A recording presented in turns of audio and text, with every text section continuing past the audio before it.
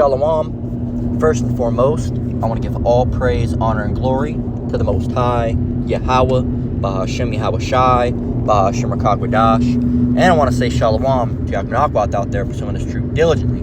Coming at you once again with another lesson. And I guess it's going to be an edition of the Judgement Report. It's kind of been a series that I've been having on the back burner. I haven't really been doing it a lot. I don't know. I was doing it every week. Felt like maybe a little too often. So I kind of like just put it on the back burner. I don't know if you like the Judgement Reports being so frequent. Type it down below, and if the Spirit's on me, I'll just do it that way. I'll try to do them more frequently. But today we got a couple different ones. I got somewhere to be in a little bit, so we're probably going to get through just a little bit and then do piecemeal. It's all going to be pieced together in the final production and post, Lord willing. But yeah, man. So let's just start right up. And what I'm going to start up with is I'm actually going to start up with the scripture, all right, to prevent myself from rambling on and on and on without getting one. And the scripture that we're going to open up with is Matthew 10 and 34 through 36. And this is something that that most brothers and sisters in this truth are going to realize. This is just something that needs to be pushed, all right, and brought into remembrance. Okay, that's what these scriptures are good for. We got to keep them in our remembrance, even if we know the scripture, we've heard it. It's good to keep them fresh on the mind. All right. So Matthew 10, 34 through 36, it says, "Think not," and this is dealing with the Lord, right? "Think not that I am come to send peace on earth. I came not to send peace, but a sword." Okay, so the Lord did not come for handshakes and hugs. He did not come for cuddles and kisses on the cheeks, okay? He's coming with a sword, all right? And a sword is a representative of judgment, death, okay? Death, slaughter, okay? Really chaos, if you really want to get down to it, because there is going to be chaos in the world when he comes back. It's gonna send these people, it's going to be a complete pandemonium, okay? Let's go and look up that word. Pandemonium. Okay. Meaning: a wild, noisy uproar, chaos, or utter confusion. It's a chaotic or tumultuous situation where people are acting in an uncontrolled way due to either excitement, anger, or panic. And it's going to be panic, all right? And it is going to be chaos, all right, and confusion. Because people are, when they see those skies crack open and they see those chariots and, black angels and black men, they're going to say, what? What? All right? It's going to be confusion because they did not, these individuals thought the Lord was white, okay? And in that day, these people are going to be confused, angry, upset, fearful. They're going to really go through all cycles of emotion and fear and terror, and they're not really going to know what to do other than stand there and let that piss dribble down their leg, man, because it's really going to have them, fucked up in the mind, all right? So, yeah, it's going to be complete pandemonium. Pandemonium. All right? I couldn't hear if it played or not, but I hit the button. So, yeah. It says the root comes from pan, meaning all, with the late Latin word daemonium, which means evil spirit or demon. Milton used the name for the capital city and high council chamber of hell, which of course we don't go off of that shit, all right? Because hell just means the grave, or the place of future punishment, not no fucking place where you burn forever and ever. That's not what it is. But yeah, so it's gonna be. We're not using pandemonium in that sense, but I'm talking about pandemonium in the sense of the word, as in chaos, tumult, terror, fear, confusion, not knowing what's going on. What's happening? Right? And that's what people are. They're gonna know. They're gonna have that moment, but then they're gonna know because the Lord's gonna put it within them, and they're gonna know what's happening, what's going on. They're gonna know that they're not the people. They're gonna know that the so-called Negroes, Latinos, and Native Americans are the people. They're gonna know that the Lord is of Israel. All right. Of course they know he's Israel, but I mean that he's the so-called Negro himself. Okay. And they're gonna see the angels, also so-called Negroes. And they're going to completely bug out, right? They're going to just lose their shit. They're going to know, but they're not going to be so kind in well receiving of that information. Okay, and he's not coming with handshakes. He's not coming with hugs or kisses on the cheeks, forehead pats or back rubs or foot massages. He's coming with a sword, okay? He's coming with a sword. Like it says again in 34, and we're going to save 35 for once I start it up. But it says, for I am come, Slakia, think not that I am come to send peace on earth. I came not to send peace, but a sword. So he's not coming to bring peace. You know, that he's not going to have that fucking hippie Beatles spirit. Come together right now over me. Nope,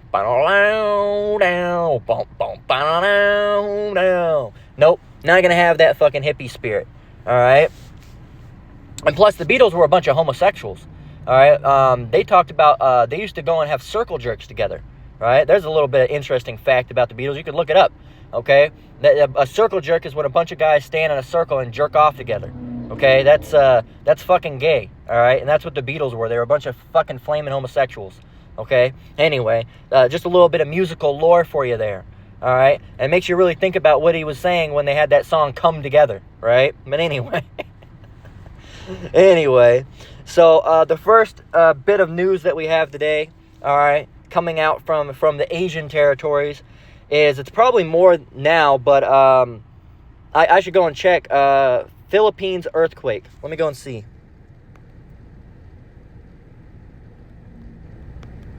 Because as you can see, this one said 35 dead. Well, the one before that said like 30 and 20. So what are we at now?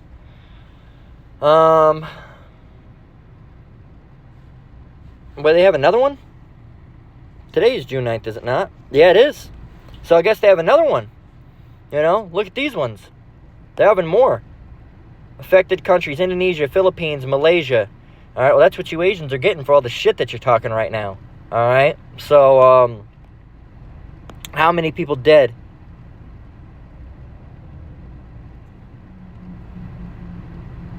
It's all the aftershocks. That's what's going on. Dozens feared dead. At least 35 dead. So I think we're still at 35. But again, we've just had this one from a couple hours ago, or one, today.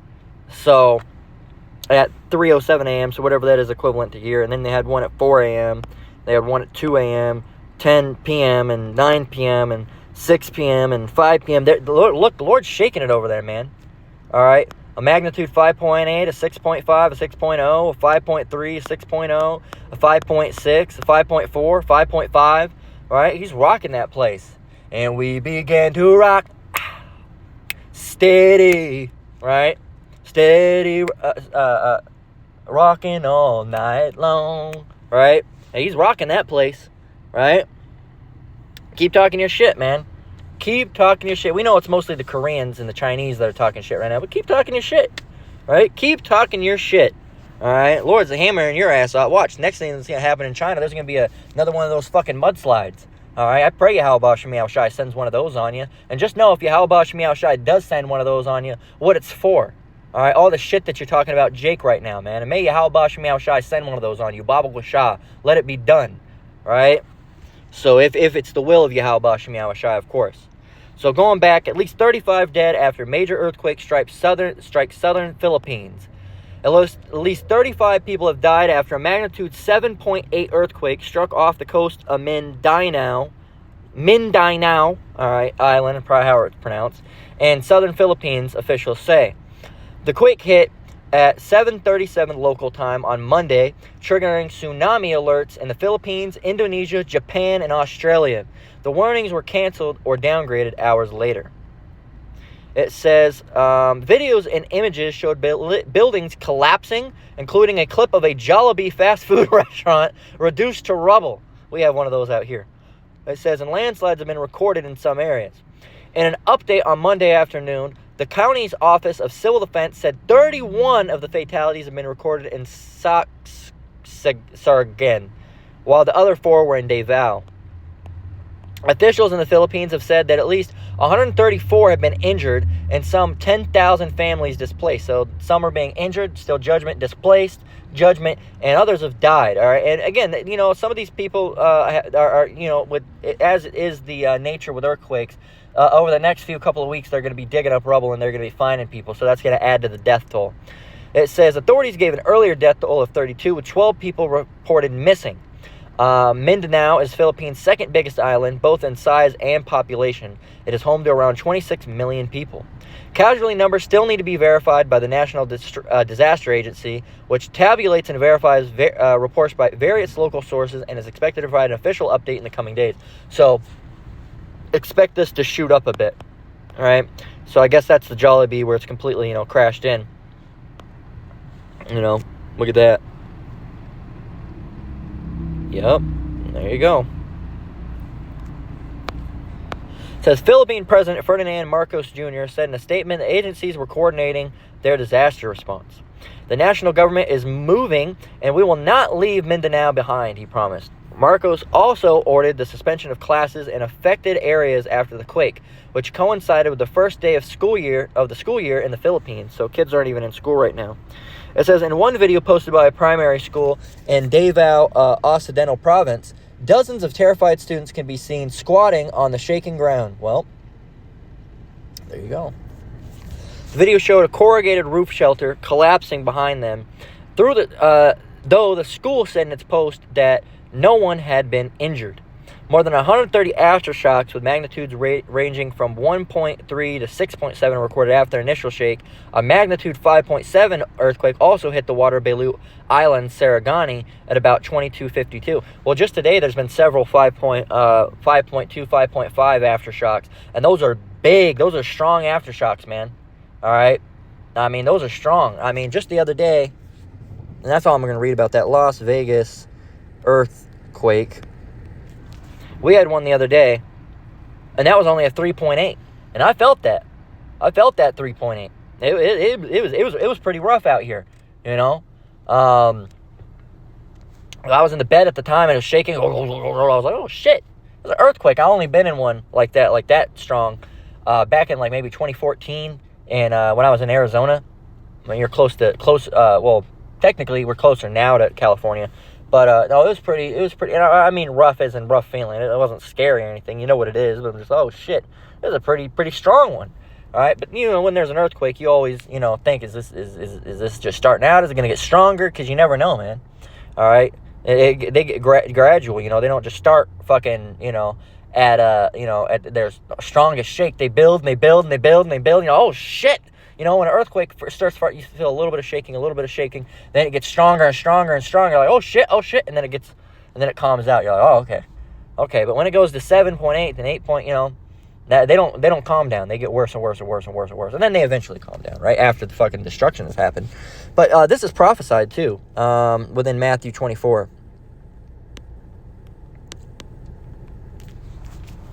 Let's get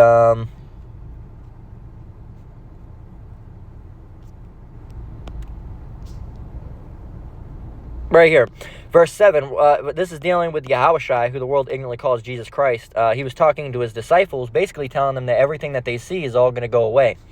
And he starts speaking, as you can see in verse 4, it says, and Yahushua answered and said unto them, and then, in this case, he says, take heed that no man deceive you. But dealing with, false Hamashiachs, or Christ, as the world would ignorantly say.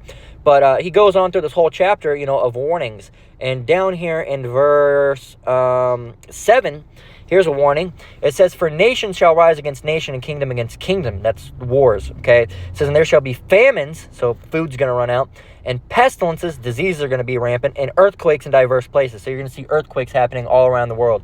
And you like to say, oh, well, no, earthquakes are perfectly natural. They're perfectly natural to you, but that we should not be having this many earthquakes, okay? If you look on the earthquake map, there's earthquakes constantly, all right? They're all the time. There was one just the other day in Vegas. They're happening all the time in California. Got this one in Philippines. You have them going on and on. They're happening all the time. That's not normal. That shows that the world's in unrest. And you like to say, oh, it's a tectonic plate. Yeah, sure, use Esau science, but what I'm saying is that this was not a normal situation. Biblically and back in the day, we weren't just having earthquakes all across the world constantly. Okay, earthquakes in diverse places that's a prophecy, okay, of things that come in the end days, and that's why we're having it now. And we've been in the end days for, quite a good amount of time, okay? Even going back, if you really want to get down to it, even back in 2000, we were in the end days, Okay, we've been in the end days for a while. We're just now, entering into Jacob's trouble, all right, which we've been in for the past about, this basically the start, the end of last year, the beginning of this year.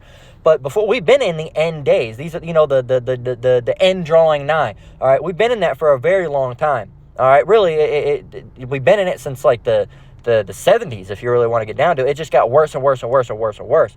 But again, human time perception is different than the Lord's time perception. All right, so we've been in the end days for a while. We're getting in the ender of days, if you really want to get down to it. All right, the closer and closer to the end. But the end days have been a period of time that's been, at least the last 50 years. Okay, at least the last 50 years. Okay, because look what's been happening the last 50 years. Before then, not so many things that were happening. Okay, so if you really want to classify it, last 50, 55 years, 60 if you're being generous, right? Really started getting bad in 1969. All right, really the 60s in general, that's when it really started getting bad. Okay, but as far as the end days as people know it, really the end days really were expedited in 2001. All right, in September 11th. Okay, but they were already around before then. All right, but that's just when things became to get even more grim. Okay, even more grim. And you can consolidate ages. 2006, all right, or 2001, and then 2006 is another one, all right, because shit really started to get weird. And then after that, we had the housing market and everything that got a little bit better. And then 2014, 2015, and there was another bit of, when shit started going down. And then more recently, 2019, okay? And 2019 was really the final nail in the casket of this place, man. Because you can talk to anybody, at least the younger generation. And I remember the world had still a different vibe. It had a different vibe before 2001. Then it had a different vibe before 2006. Then it had a different vibe before 2012. Then it had a different vibe before 2019. And it kept on going. It kept on going. It kept on going, and... with these big things. But anyway, that's prophesied to happen, all right, in Matthew 24:7. For nation shall rise against nation, and kingdom against kingdom. That's these wars. And there shall be famines and pestilences and earthquakes in diverse places. So there's going to be famines in diverse places, pestilences in diverse places, and earthquakes in diverse places. And, we see the pestilence going on with the Ebola out in, what is it, Africa currently right now, or not Ethiopia, but, and then you had the whole Hanta virus that came and went. All right, all these different things, man. Those are things that should be, thought about. Okay, those are definitely things that should be thought about. So here's another one, and actually, as a matter of fact, now I have time to get this one. So this is from People. This one was quite interesting. I'm not going to really touch too much on this. I just wanted to read this. I don't have any scripture specifically for this one, but this shows you, man, that you women gotta watch out, because what is it? You daughters at ease, all right? It's not going to be so easy anymore, okay? As the scripture says, somebody want to post that, rise up, ye daughters that are at our ease, all right? And it's basically dealing with, these women that have it so easy right now. It's getting, as we go further and further, it's going to be harder and harder and harder on you, okay? Let me get out of this. So this was interesting to me. It says, newborn baby dies after being delivered by C-section when her 17-year-old mom was allegedly shot dead by ex. So basically what happens here is this, a lady was shot dead, all right, by her ex, and they had to, she was pregnant, so they tried to save the baby, and it didn't work. It says, Jariah Edwards, 17, was fatally shot while 32 weeks pregnant during a visit to San Diego from Arizona. Police allege that her ex-boyfriend, Trayvon Williams, I should tell you everything you need to know about him, all right, and this lady, Jariah Edwards, tells you everything you need to know about her, Jake on Jake. It says, and that's the other thing, Esau says, but it's always Jake on Jake crime, so it's not happening to you, so shut up. All right, we should be the ones more pissed off than you. It's happening in our community, not you, so shut up. Police allege that her ex-boyfriend, Trayvon Williams, lured her outside with flowers before shooting her and fleeing. God damn, right? And there's a picture of her somewhere in here.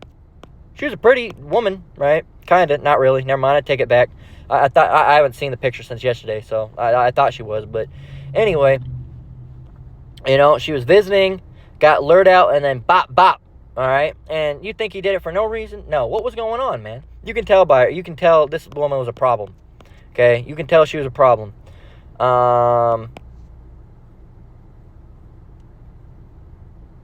Apparently there was recordings. Prosecutors shared recordings that were made after Williams allegedly shot her.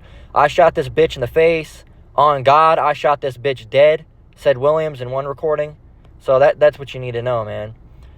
So she had to be on the phone with him. She was like very quiet, and her energy, like every time, like we went to hang out with her, like she was. God damn, what a horrible testimony. This is from a friend of Edward's, voice concerns. She had to be on the phone with him. She was like quiet, and her energy, like every time, like we went to hang out with her, like she wasn't the same person. The fuck? The fuck? Right, inside joke. But yeah, man, what the fuck is that? All right. Now, matter of fact, I'm gonna go get it. All right, here we go.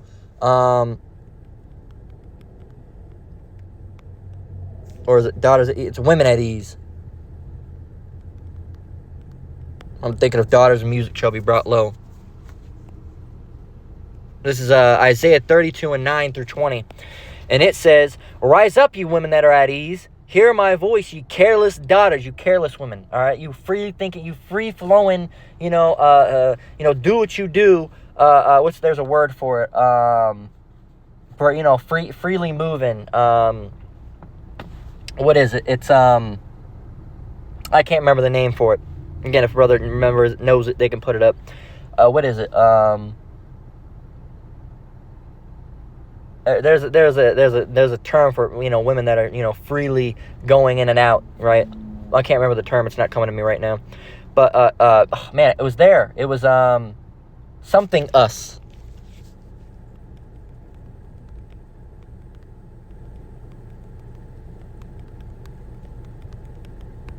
Contentious, not contentious. No. Roam, wander, meander. No. Wayfair, no. No, it's biblical. There's a word for it. It's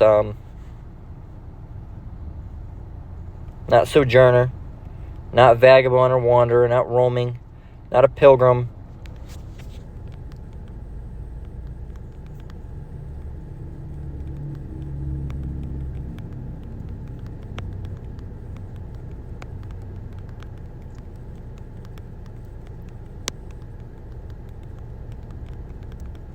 A negative light, because it's usually a negative light.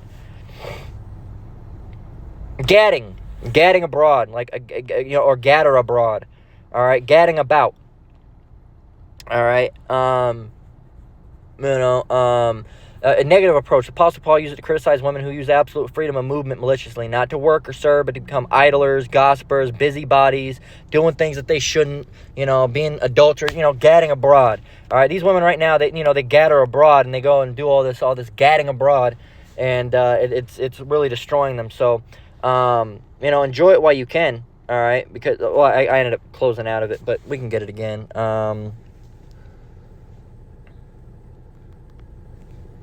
Isaiah 32 and 9, "Rise up, you women that are at ease. Hear my voice, ye careless daughters. Give ear unto my speech. Many days and years shall ye be troubled, ye careless women, for the vintage shall fail, the gathering shall not come.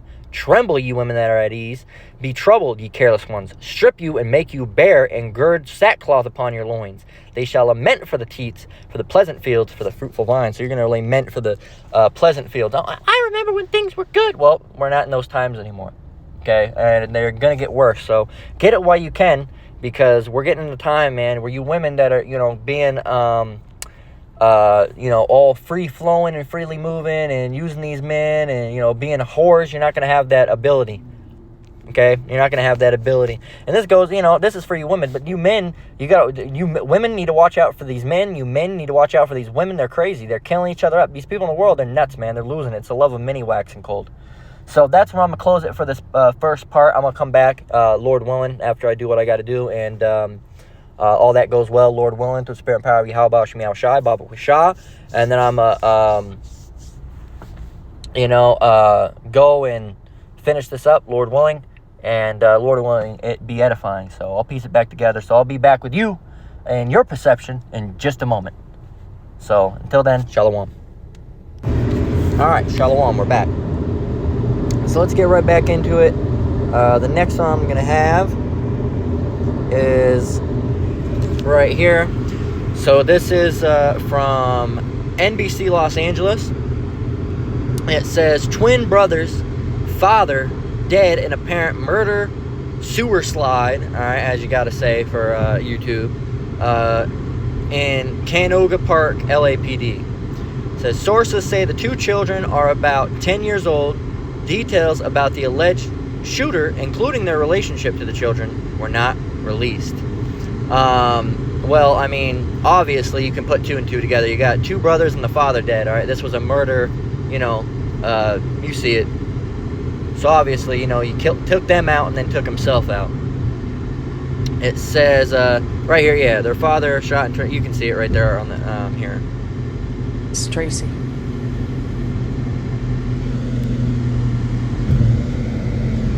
Come on.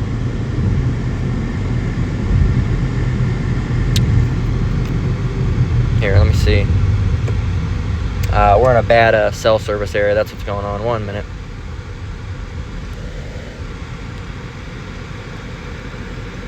Park. The LAPD says their father shot and killed the boys before turning the gun on himself. NBC4's Tracy Leong is in Canoga Park for us tonight, where a glowing memorial there has increased in size. Tracy. Yeah, Carolyn, the brothers were killed at an apartment complex here on Owensmouth Avenue. And as you mentioned, that growing memorial is right behind me. All day we've seen people stopping by, from friends to even strangers, to honor the twin boys. Neighbors and community members gathered for a prayer vigil to remember the 2 young brothers who were killed in Canoga Park. I just keep thinking about the 2 boys. You know, that's all I could think about. The LAPD says a 37. All right, so you see it. Basically gave you everything that you need to know. Happened at 7:15, which is interesting. I always try to add things up. 7 plus 5, 7, 8, 9, 10, 11, 12, plus 1, 13. All right, so 7 plus 1 plus 5 is 13. You always got to look into those things. The apostles have said it before. You know, it sounds bugged out. That all goes back to, you know, the Esau's little twinkling of a... So who knows really what happened. Maybe he found out something he wasn't supposed to, but it's interesting that it happened at 13. All right, 7:15 p.m., 7 plus 1 plus 5 is 13. Near Southern Street. Let's see.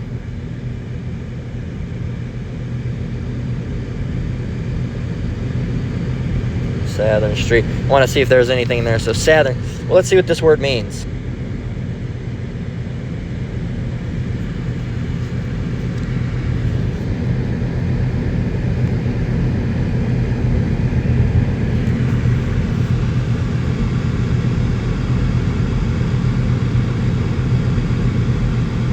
A valley or river.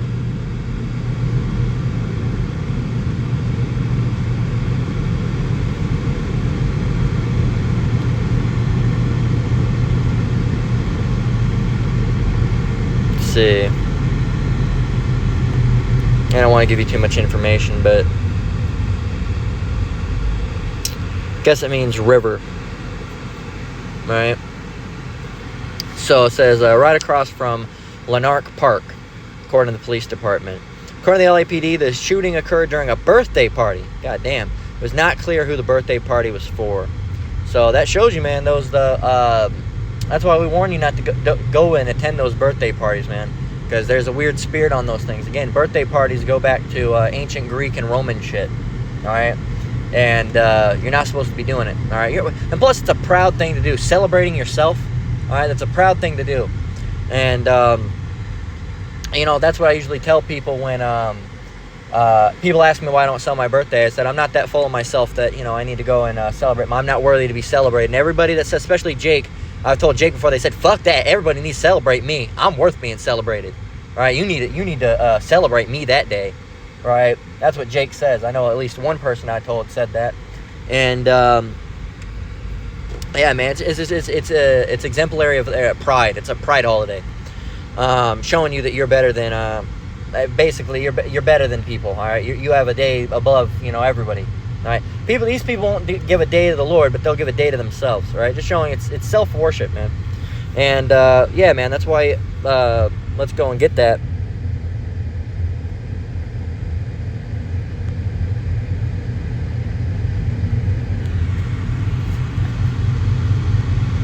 This is Amos 5:21. The AI got it. It said, I despise your feast days, and I will not smell in your solemn assemblies.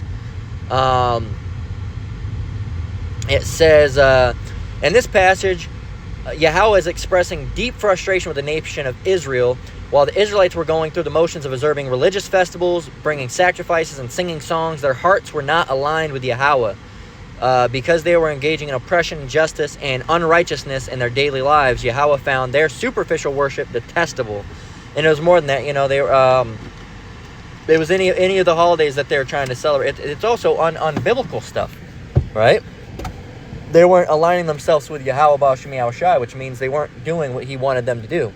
And these solemn assemblies, it didn't say my solemn assemblies that you're keeping. It said the solemn assemblies, right? And that's what was going on, is they were holding, you know, shit like birthdays and festivals of their own. And again, it doesn't mean it's wrong to go to a festival, all right? You can go to like a beer fest, all right, or whatever. But I'm talking about the religious-based ones, okay?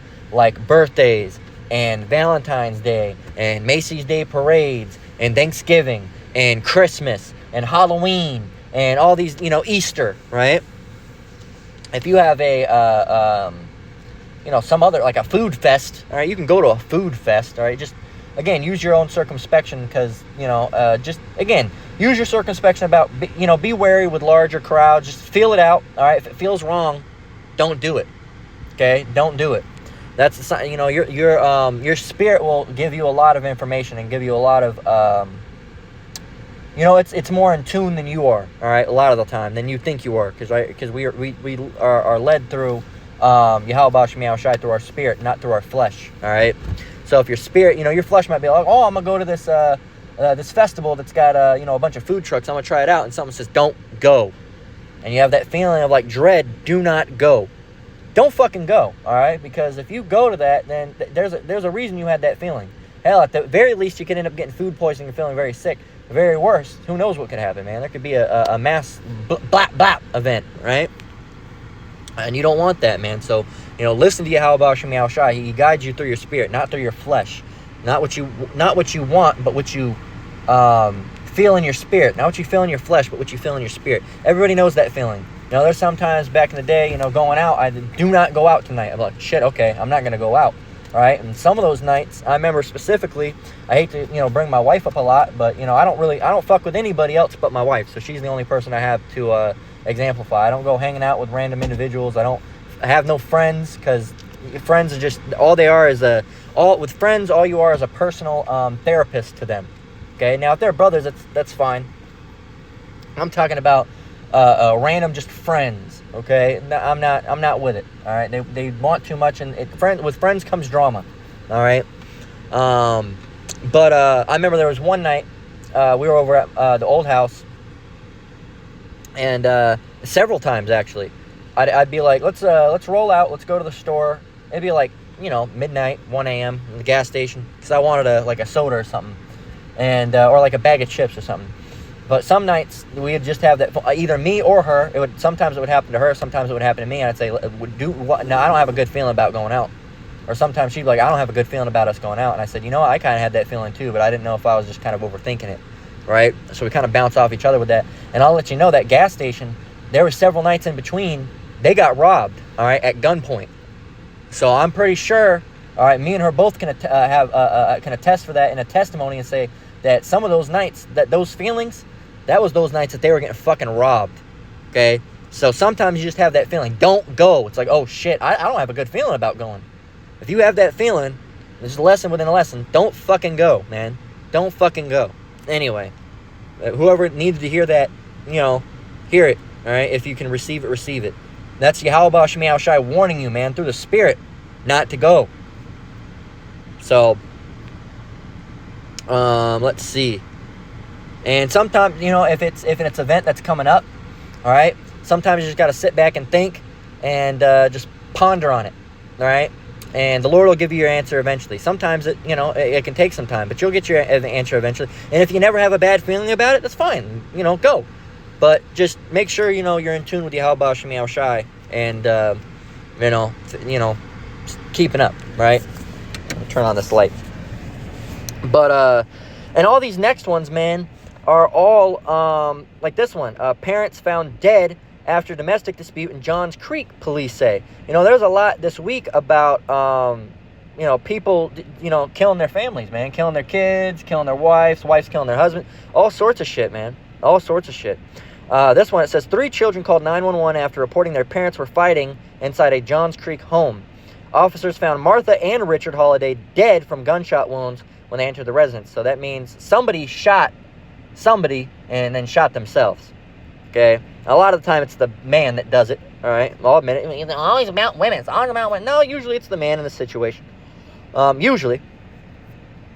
It says a domestic dispute inside a John Creek home ended with 2 children, 2 people dead, 2 children dead was the last one, and 3 children displaced after they called 911 for help, police said Monday.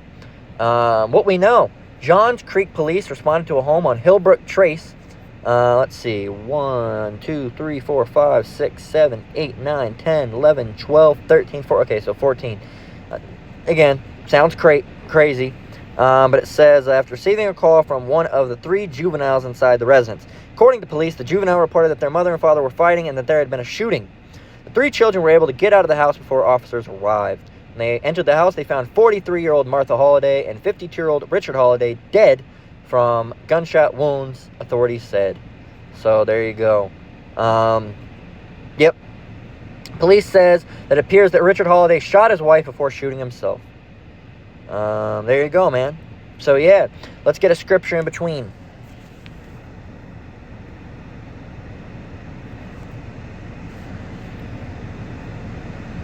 Let's get let's continue up with Matthew 34 and 10, and 34 through 36.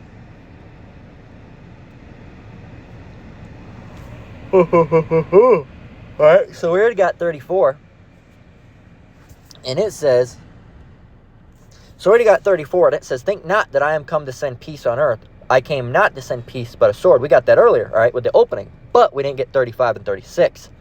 Save that for now.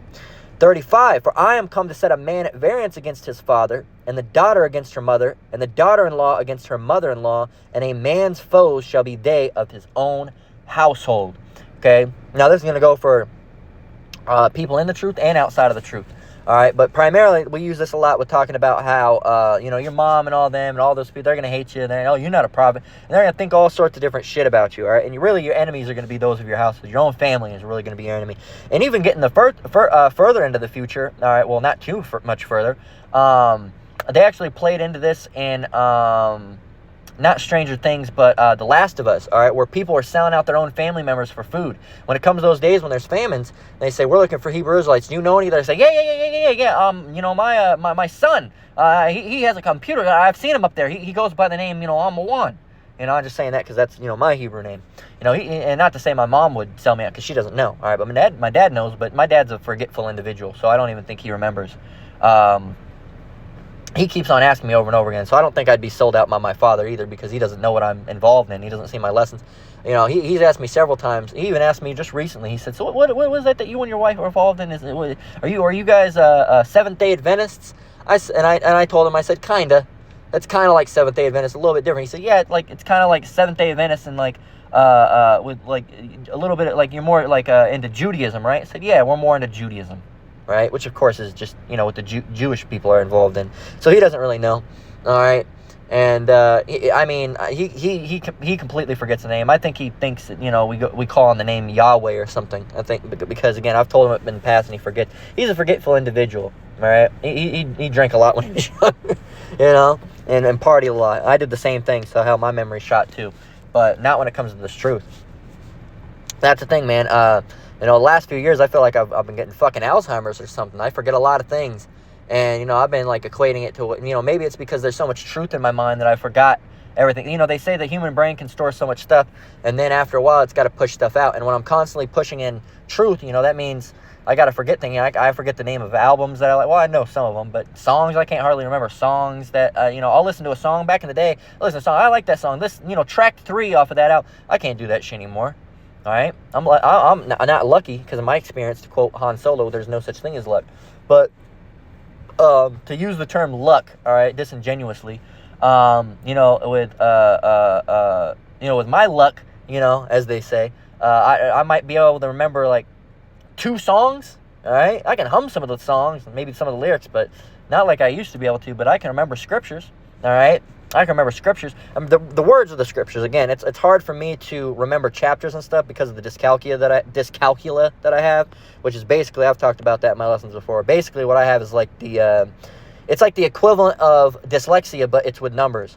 So I can't remember like, Matthew 10 and 30. I might remember that's in Matthew. There's certain scriptures I can do it with, but like it does happen sometimes. Like Revelation 13:16, sometimes I'm like, that's Revelation 16:13. It's not. It's 13:16 is the mark of the beast. And then I've got Revelation 1 and 14 down being, Yahushai's appearance. But it took me years to get that solidified. But how brothers can be like, this is in Matthew 34 and this, I can't really do that. I don't know if that's just because of this calcula, or I'm more used to remembering it by the words than the numbers. Maybe it's because, I don't know, numbers are hard for me with certain things. I don't know. But I can still remember it. All right? But things in the world I can't hardly fucking remember for shit. All right? So that's something, isn't it? It's quite a phenomenon, right? But I can remember. I can, this scripture right here, says this and that and that. But I can't remember the number sometimes. But again, I can't tell you half about music or some shit, right? It's interesting. It's an interesting concept. Let's get Mark 13 and 12. Let me know if any of you brothers go through that. It's kind of an interesting concept, and I think it's just part of Yahweh Shemiel Shai, getting rid of a lot of useless information that we don't really need. Because again, we need the storage space. It's like a computer. You don't want to just download everything and have it full of a bunch of shit. You want to make sure whatever you're storing, you're doing it methodically, all right? And storing things that are actually like beneficial and good, and not just having a bunch of junk. All the junk you clear out and throw it in the garbage can and erase it. You might have it stored on the computer for a little bit, but it gets erased. Everything else gets filed away into documents and and stuff like that. So that's kind of how it works. Every once in a while we have things, basically we get this truth and this information is stored in the documents, but every once in a while the Lord clears the cache, and with the cache, or cookies, if you're, into computer stuff, cache and cookies are basically like leftover fragments from like websites and stuff that you viewed, and you can clear them and it can clear up space and make the browser run faster and stuff. But, the Lord just probably does a cookie and cache wipe every once in a while, and then we forget some useless things, but, all the important stuff has already been filed away to the documents folder, right? So at least that's how I equate it. Mark 13 and 12, it says, Now the brother shall betray the brother to death, and the father the son, and children shall rise up against their parents, and shall cause them to be put to death. And again, all these things. All right, all these things. With between Matthew 10 and 35 and 36 and Mark 13 and 12, and as we're going to get in Luke 12, 51 and 53, it's showing you that everyone, the father, the son, the father, the mother, the brother, the sister, they're all going to be having issues with each other, right? Here's one. This is the opposite effect, right? Woman kills man and then self in Pennsylvania murder sewer slide, officials say. So the man and woman were found dead in Carbon County, Pennsylvania. Mobile home and an apparent murder suicide, authorities said. It said 59-year-old Samuel Douglas Macadam and 50-year-old Beth Allison Essa were pronounced dead on Friday morning. The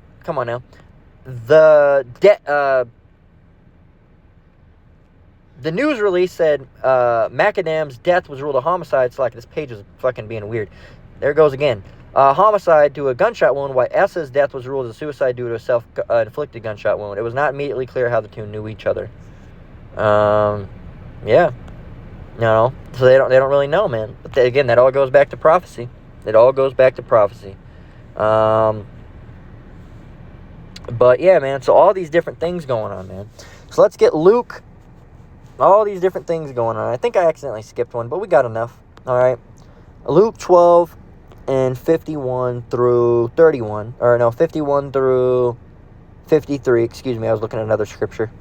It says, suppose ye that I am come to give peace on earth. I tell you nay, but rather division. For from henceforth there shall be 5 in one household divided, 3 against 2, and 2 against 3. Which is funny because in our household that we're in, we have we're basically, me and my wife are the only ones that are doing right, all right? The other ones are all, got somebody, bugging out and doing mushrooms, maybe still perhaps, and they're all crazy.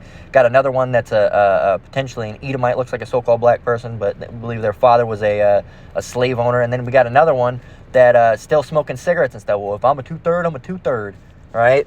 And but the other two know the truth. The Edomite, they're old and they can't get it. But it's funny because it says in 2 against 3. All right, that's because there's us 2, and then there's the other 3. It says, for henceforth there shall be 5 in one household. And wait, is there actually 5 in our household? 1, 2, 3, 4, 5. Yeah, there is 5 in our household, and it's us 2 divided against the other 3.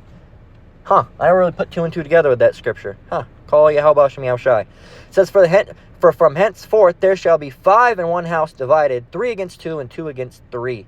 Sometimes, and that's the other thing. Sometimes you're going to be in living situations, and for a while there's a lot of heat and yelling and shit. But the Lord allowed it to calm down. Lord will it stays that way, and that's what happens when you're living with people that are bugging out or not.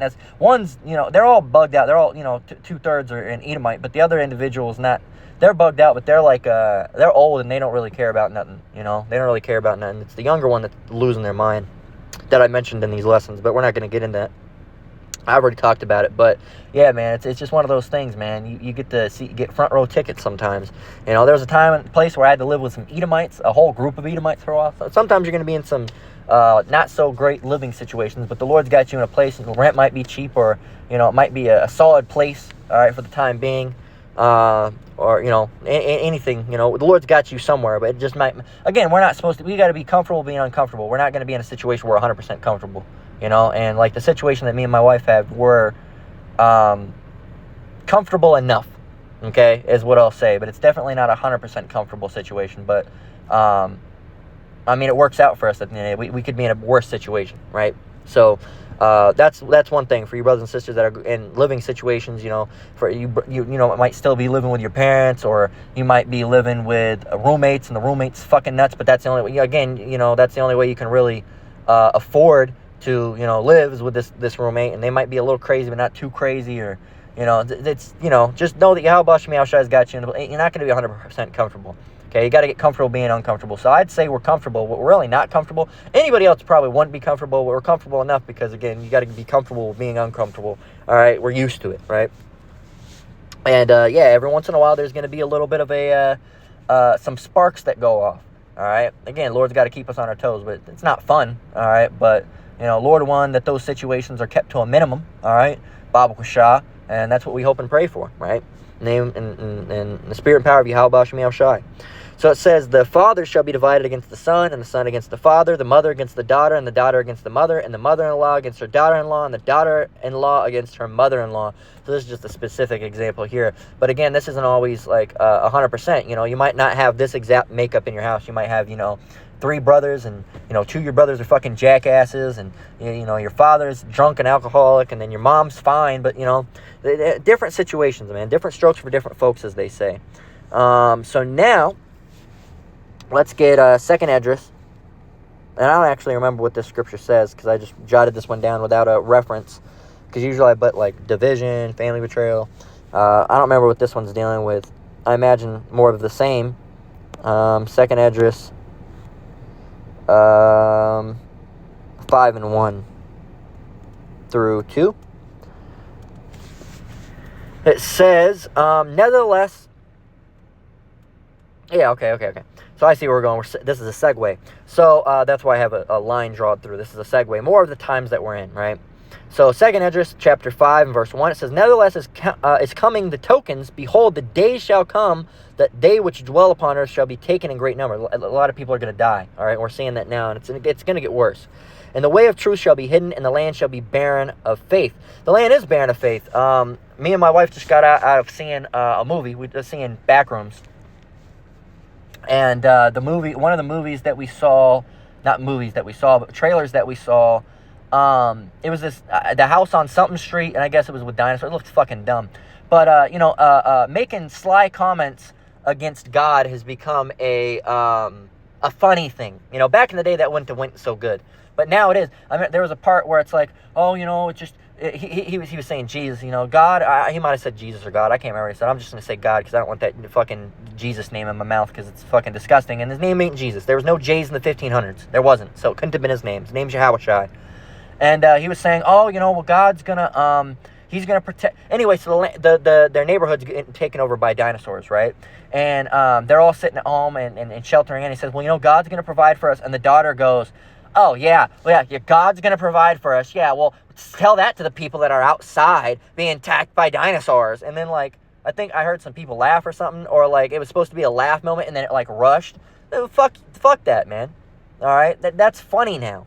All right? That's funny. You know, they'll have a thing like, oh, God sucks. Ha! Hee hee hee. And people, like, laugh. I'm like, what the fuck? You know, and that's because the land is barren of faith. Okay? There's more atheists than ever now. Okay? More atheists than ever, okay?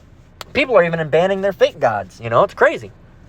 It says in verse 2, but iniquity shall be increased above that which now thou seest, or that thou hast heard long ago. And again, with that wickedness, you're going to see deaths, killings, murders, sewer slides. All right, with that iniquity, you're going to see those events, and with that iniquity, punishment comes. It's like a double-edged sword.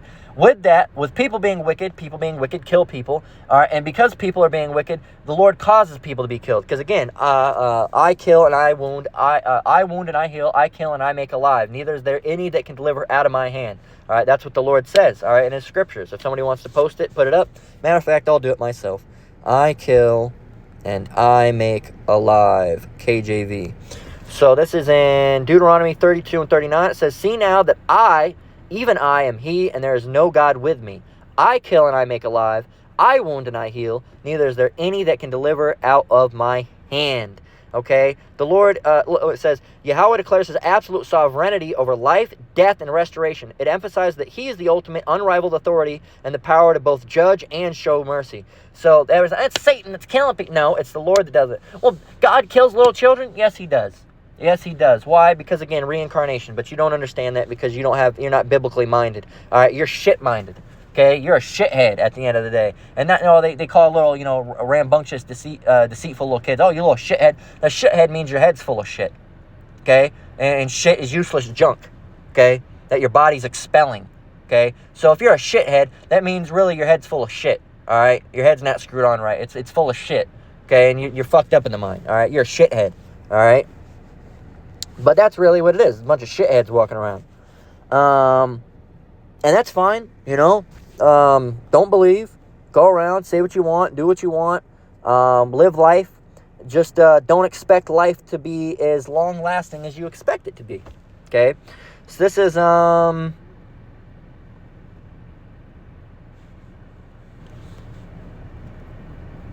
Hebrews 10 and 30 through 31.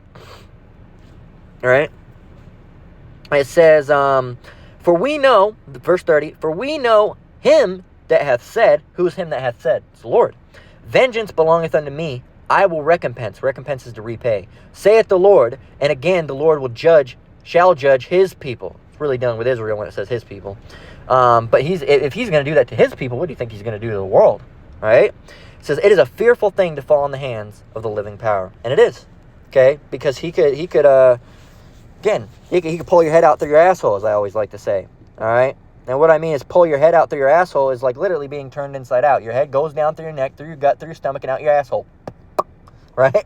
As that sound goes. Right? And turn you inside out, where your organs are on the outside and your skin's on the inside. He could do that. All right? He doesn't do that, often. All right? Or anything that, at least as far as we can see. But He's capable of it. Again, He's omnipotent. You just better hope you're never the one that gets fucking turned inside out like that. All right?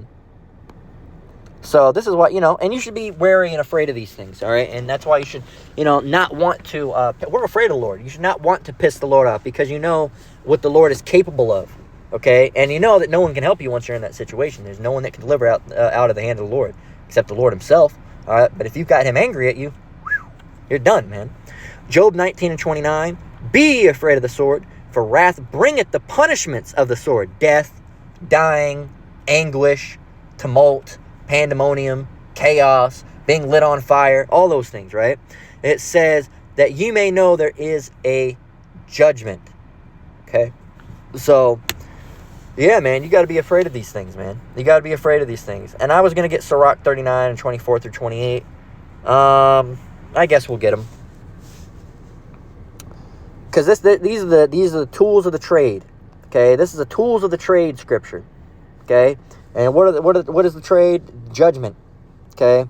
Sirach, if I could fucking type correctly. Sirach 39, and you can already see it popping up on the side, but 24 through 28 specifically is what we're dealing with. All right, 24. As his ways are plain unto the holy, so are they stumbling blocks unto the wicked. For the good are good things created from the beginning, so evil things for sinners. So, the things that happen, they're like when a child dies, that's one of the biggest stumbling blocks for these people in the world as far as when judgment happens. When judgment happens to a child, these people can't understand it. It becomes a stumbling block to be like, yeah, if God exists, he's a real fucking dick. If God exists, he's a real fucking asshole. If God exists, he must hate the world. Well, you're right about that one. You are right about that one, all right? But that's what people say, I think if God exists, he's a real prick. I've heard that said. Right? Why? Because you don't understand it? Again, his ways are plain unto the holy. All right? And that's who we are. We're separate. All right? Be ye holy, for I am holy. Okay? We're not perfect, but we are still holy at the end of the day because we're separate. Okay? We think different. We walk different. All right? We act different. Okay? We might not necessarily look different because we go out, we walk to the store and, we got hair just like you and wear shirts, sometimes band shirts and Jordans just like you. And, like today I'm wearing a band shirt with some khakis and I'm wearing some Yeezys. Right? So I look like you, but you don't know who I am. All right? I'm really I'm a sheep in wolf's clothing. Right? You know how they say a wolf in sheep's clothing? Well, when we go out, all you people out in the world, you're really specifically the Edomites, you're a bunch of wolves. Okay? Well, we're sheeps. All right? We're sent forth as sheeps in the midst of wolves. All right? So that's what it says, be wise as serpents and harmless as doves. And that's what we are. But when we go out, we don't look necessarily like sheep, okay? We look like everybody else, Some of us, unfortunately, before we came in the truth, got tattoos. So some of us got tattoos still, unfortunately. Some of us got earrings, some of us got lots of hair. Some of us got lots of hair, not long hair, but, some of us are balding. Some of us are bald entirely, right? Some of us wear, regular sneakers. Some of us wear Converse. Some of us wear Jordans. Some of us wear boots. Okay, some of us wear heavy metal band T-shirts. Some of us wear a hip hop shirt. Some people are wearing a Rihanna shirt, right? A Beyonce shirt, Jay-Z shirt, right? A Kanye West shirt. Some people are wearing jackets. Some people are wearing sweaters. Some people are wearing tank tops, right? Some people are wearing longer shorts. Some people are wearing baggier pants, right? So and we look like, an average person is what I'm saying, walking around. You can never just be like, aha, him, that's he's in the truth for sure. Okay. Now, when you're on the highways or byways, yeah, obviously, because you got the garment on, and that's what the apostles talk about is blending in. Because, you don't, why would you go to a Target? All right. I showed the picture of that guy. Why would you go to a Target with fringes on? All right. First of all, it wasn't even a regular fringe garment. It was a fringe T-shirt. But when I was working at Goodwill, I actually had a guy come in wearing his fringes. All right. Now I'll give that guy the benefit of the doubt because he was shocked when I mentioned it. So I think maybe he got off a camp and he kind of forgot that he had it on, right? Potentially. Because I said, what camp are you with? And he looked, huh? And he kind of looked down and he saw his fringes on. And he said, I'm with a camp called Lions of Judah. Or I think it was Lions of Zion. And I looked them up. I couldn't find them out here. But I don't know if they're a GMS adjacent group. Like what would previously have been called affiliate. The affiliate order went out. That's no more. So like I said, I just call myself adjacent, all right, because I'm with those brothers, but I'm not with those brothers, if you know what I mean. I'm with them spiritually, but I'm not a part of their group, other than being, we're all in the building up the house of David, all right, but I'm not on their records, all right. They're not personally watching out and moderating over me like they would a brother in GMS. Okay, but I say shalom. I've talked to some of those brothers on the comment board. Elders and apostles. I've communicated with them on the comment board. I love them brothers. I wish them the best. May Yahweh Shai bless them and continue. I'm just not in their actual group. All right, we get How Bashim Yao Shai Baraka Thamdo, all those brothers. If you want the truth, GMS is the one that's got it, and the true adjacent groups. All right, the ones that actually are adjacent, not the ones that are sniveling and talking shit behind doors. Okay, and there's, like I said, there's things I disagree with the apostles, but it's not on a matter of doctrine. All right, it's a matter on like other things. Like someone might say something about food, or something like that. Like, oh yeah, spaghetti is the best. I would disagree with that. All right, that's a normal thing. All right, or some people might have different opinions on music, but I don't disagree with them on a matter of doctrine. We're allowed to disagree with things, but we're all supposed to be. And when it says let there be no divisions amongst you, that's not talking about, oh, one brother has, and I mention this a lot, but one brother likes blue, and you must like blue because the apostle Tahar and Apostle Gabar said the blue is the best color. You must think that blue. No, it's not talking about that. All right, it's not talking about that. It's a matter of doctrine. All right, not a matter of opinion. You don't have to agree on them with the matter of opinion, but you have to agree with the matter of doctrine, because the matter of doctrine is the Bible. If you don't agree with what they're saying, well, then they teach out of the Bible, so you don't agree with what the Bible says. Okay, they might say pasta's the best. I would disagree with that. Personally, I don't like pasta. Some people would disagree with that. What are you talking about? You don't like pasta? Pasta's great. I don't think it's that great. It can be good, but I don't think it's the best, right? So, again, you're going to have differences on that, but not when it comes to this doctrine, this truth, and how it's taught, okay? Prefacing that. But, anyway, I'm getting off a little topic. I don't even remember where I was going on with that, but, something about something. All right, but anyway, yeah, getting back into the scripture, these people there's going to be a lot of stumbling blocks, these individuals, all right, even amongst the truth, all right. Hell, speaking of GMS, the whole grape doctrine, as they call it, that's a big thing that keeps people away from even wanting to learn anything about what GMS teaches, all right, because they hear, I ain't with that shit. I don't care. If you 16, you still a little girl. I ain't with that shit. You still a little kid. No, you ain't. You're not little when you're 16 and 17. I was 16 and 17. I wasn't little. Okay, I was already deceiving, cunning. All right, going around doing a little sneaky shit. Already smoking weed. All right, drinking. All right, they're just a little kid. Little kids don't do that. Okay, little kids too busy playing with toys. Okay, little kids don't do that. But again, you've infantilized. All right, or infantilized. I think it's infantilized.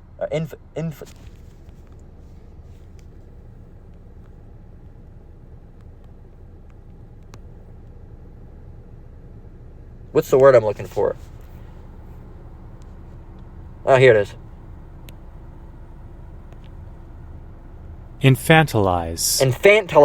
To treat someone, usually an older adult or an older child. It's an older child. 17 is not an older child. That's an adult. Okay?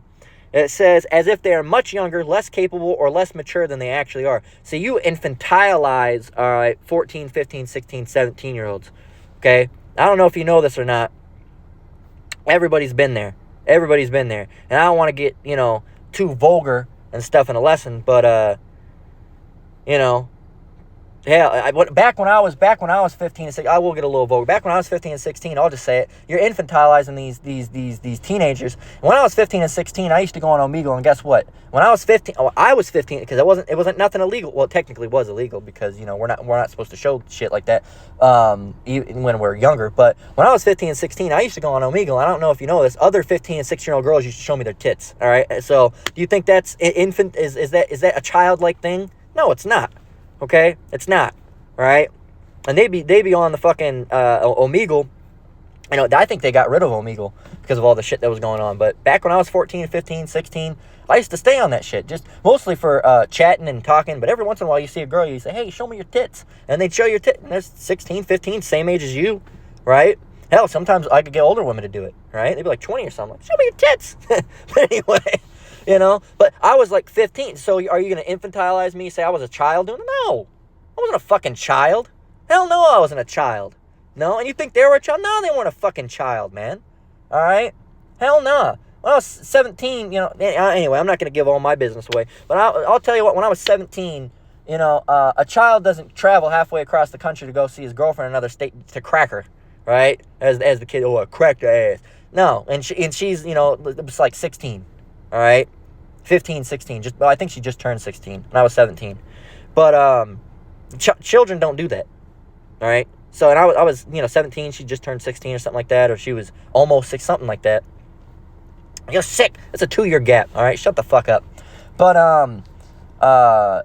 yeah, man. I just turned 17. So really, I was like turned from 16 to 17, and she was just turned 16 or was about to turn 16, something like that. But yeah, man, that's not something that kids do. I don't want to bring up all my I'm not going to give you the dirty details, all right? But yeah, man, so that's not something that kids do. But the problem is with this world is they infantilize, and they're moving that infantilization gap earlier. Now the thing is, if a 30-year-old cracks a 19-year-old, that they're a edophile.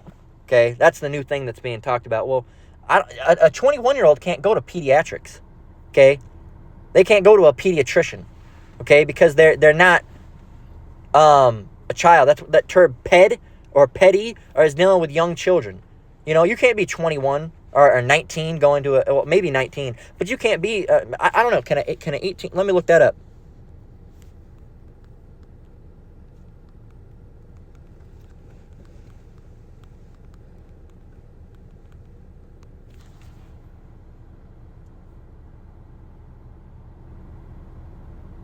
Let's see. I asked, can a 19-year-old go to a pediatrician? I think they've allowed it to a certain extent, but I think it's like 18 that's actually the cutoff.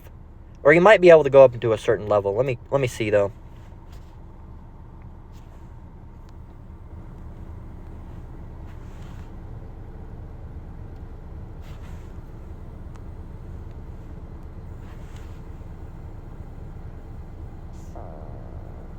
I think all the way up to the early 20s.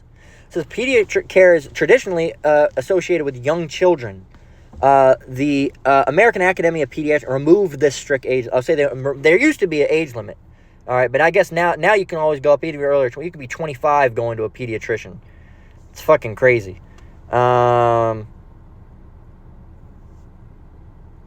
You should call your doctor's office to confirm their age limit, because usually they do have an age limit.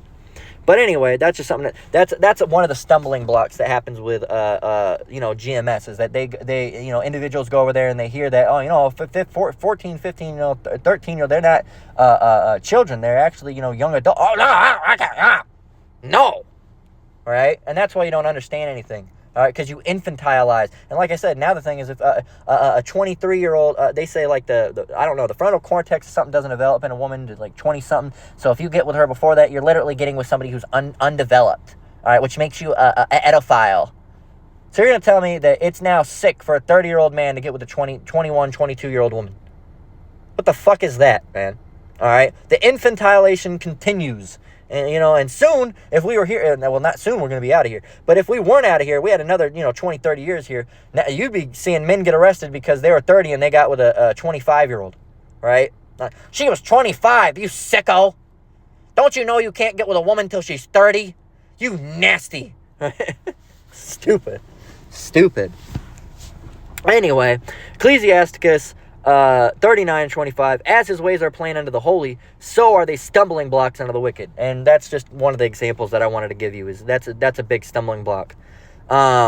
It says, for good are good things created from the beginning, so evil things for sinners. So good things are created for good people, bad things for bad people. And what are those things? It says the principal things for the things that you need in life. All right, for the whole use of a man's life are water. Right, you need that to drink. Fire, you need that for heating. Iron, you build a lot of things out of that. Salt, you need salt. Your body's made up of salt. If you don't have enough sodium, you could die. Flour of wheat for bread and stuff. Honey, all right. Milk, the blood of the grape, and oil and clothing. And you need all these things. These are fundamentals that you need. And it says all these things are for good to the godly, so to the sinners they are turned into evil. There be spirits that are created for vengeance, which in their fury lay on sore strokes. In the time of destruction they pour out their force and appease the wrath of him that made them. As I always like to say, the Father made all spirits. All right, who made all spirits? Who made all spirits biblically? All right, Yahweh. It's going to say God. God is the ultimate creator of all spirits. Okay, it identifies God as the Father of spirits. It's a scripture. It should actually quote that. Colossians 1 and 6, 1 and 16. All right. Colossians 1 and 16, KJV. And let's see, it says, For by him were all things created that are in heaven and that are in earth, visible and invisible, whether they be thrones or dominions or principalities or powers, all things were created by him and for him. We'll get that one. There was also another scripture that talks about, should we not be Father of spirits. I think I'm blending another one.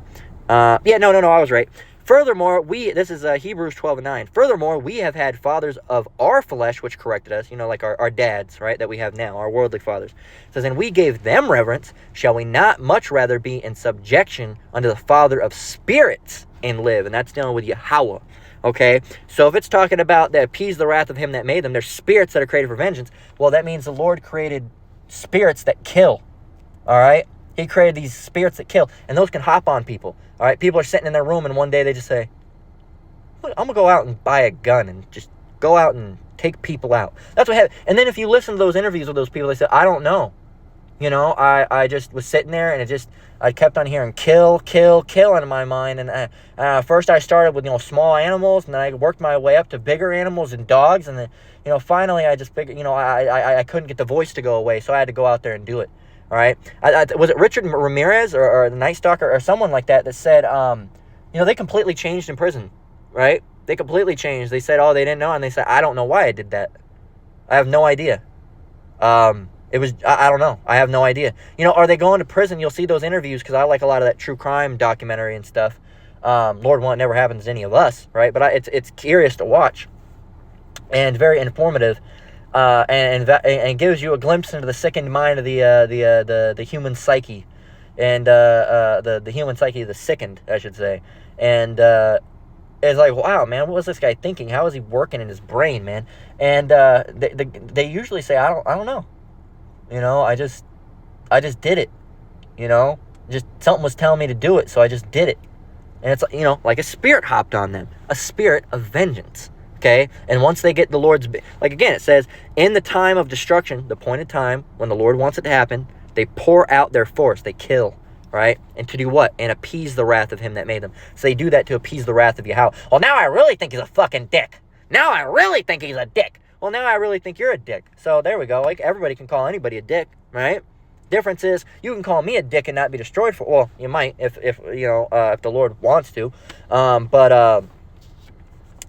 you can't get away with calling the Lord a dick. And the Lord's not a dick, all right? He's just a judge, all right? The ultimate judge, all right? And he judges righteous judgment, all right? He doesn't judge wickedly. He judges righteously. It's just you think he's a dick because he doesn't judge the way you want him to judge, okay? If he allowed homosexuals to fuck each other up the ass without killing them, you wouldn't think he's a dick. But because he kills them because it's wicked, he said it's wicked. Well, who's he the fucking judge? I don't know. Yahweh Shai, the Father, in the name of the Son, because they work together. I don't know. Maybe the Lord, all right, the one who made everything. I'm pretty sure, he's the one that gets to have the final say, not you and your fucking sissy boy rainbow party, all right? I think that, men are deceived, many are deceived by their own vain opinions, as the scriptures say, roughly paraphrasing. But yeah, man, he's not a dick. You're the dick, all right, and that you just don't like repercussion for your actions, all right? Like, when our parents said, don't do that, and we got whooped, all right, for things that we actually deserve to be, because some of our parents, went a little overboard and whooped us for some shit we didn't even need to be whooped for. But, borderline abuse. But, say if we did something that we weren't supposed to do that could have got us hurt, and they whooped us or something for us, they don't do that. All right, I told you not to do that, and you go and do it, and they whoop you. Well, that's like a mechanism. Say, I don't want to do that because I don't want my ass to hurt again. All right, I don't want have the paddle took into my ass, and I won't be able to sit down for a week. You don't want that to happen. So it's a preventative measure. Okay, so but was your father a dick because he did that so you wouldn't go out and go to that area of the bridge and fall off the fucking bridge and die? What was his ultimate purpose? Was it just to hurt you and see you scream? So again, some of us had abusive parents, all right, that might have done that. But the times where they did those things, it's because they didn't want us to go out and fall off the bridge and fucking die, right?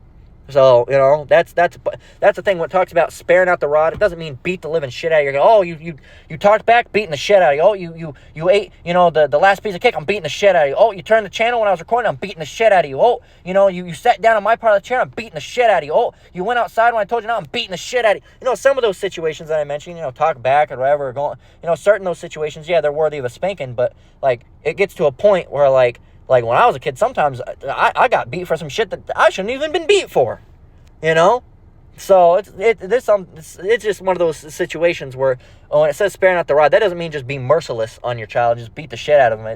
It's when the correct measure of time comes. All right, if they backmouth, you smack them. All right, smack them up, not in the face. All right, you don't need to be smacking in the face and punching in the face. You don't need to be punching at all. But, you spank them, you whoop them, all right? They get the belt or the switch or whatever, preferably the belt. Switch is a little outdated at this point, but belt, all right, your hand. You don't need to sit there and wail on them for 5, 10, 15, 20 minutes either. Whop, whop, whop, whop, whop. I'm going to do my stuff. No, that's about many. 1, 2, 3, 4, 5. Bam. All right, good ones too. And they say, just don't, now you know why I did that? All right? You know why I did that? Because I told you not to go outside and go out there because, that area that you went to, you could get hurt, okay? And I've told you not to go out there, and I'm doing this so you remember, all right, that this is what happens if you try to go out there, because you can go out there and you die, all right? And I don't want to see you go off that bridge and fucking die, okay? So this is a much better punishment than you going out there and dying. So remember this, all right? Remember this, and don't go out there, all right? And again, a rebellious child's not going to listen. They're going to go out there anyway and potentially even die, right? But you did that for correction so they wouldn't. All right, or if they're questioning your authority, fuck you, Dad. What? Hey, think about this next time you want to talk back. Okay, know who's in authority, right? So yeah, man. But we do those things. The Lord does those things. We might get whooped in this truth, but not judged. But the Lord sends out to his prophets and his followers whoopings for things that we've done, but not death. Okay, and judgment like happens to these people. Lord willing, we don't taste of that, all right? And none of the death. But, these people in the world, they, you're not going to whoop someone else's kids, as I say, My dad never whooped, my friend's ass, all right? He whooped my ass, okay? So that's because I'm his concern. The other kids are not his concern. And the Lord's not concerned with the nations, all right? He's concerned with Israel, making sure Israel is doing what he wants to do. I mean, in a way you could say concerned, but he's not, he wants them to, he's angry with them, but he's not concerned with them like, oh, no, you're supposed to be, you're my child. No, he's not concerned with them like that, he's going to get them right in time. Well, not the Edomites. They're going to stay in the fucking state that they're always in until 1,000 years when they're burn up. But the nations, they're eventually going to get right to an extent. All right, we're going to have to moderate them and rule over them and watch. But again, they're not his focus. Okay, that's not his focus. We're the Lord's focus. Okay, so yeah, man, these are the type of things that, going back into Job 19:29, that you should be afraid of these things. All right, you should be wanting to serve the Lord rightly, so you don't taste of these horrendous, toolbox of terrors. All right, so to speak. But yeah, man. So that's where we're gonna close out. You should see these things and give reverence and thank Yahweh Shai Shai for another day, because these people out here, it could be horrible, man. So Lord willing, that's not us. Babu Kasha. So that's what I'm going to close out. Lord, what was edifying. Again, I want to give all praise, honor, and glory to the Most High, Yahweh, Ba'ashem Yahushai, Ba'ashem HaKakwadash. Shalom, you brothers and sisters out there. Keep enduring, keep the faith. We're almost out of here. Until next one, Lord willing. Shalom.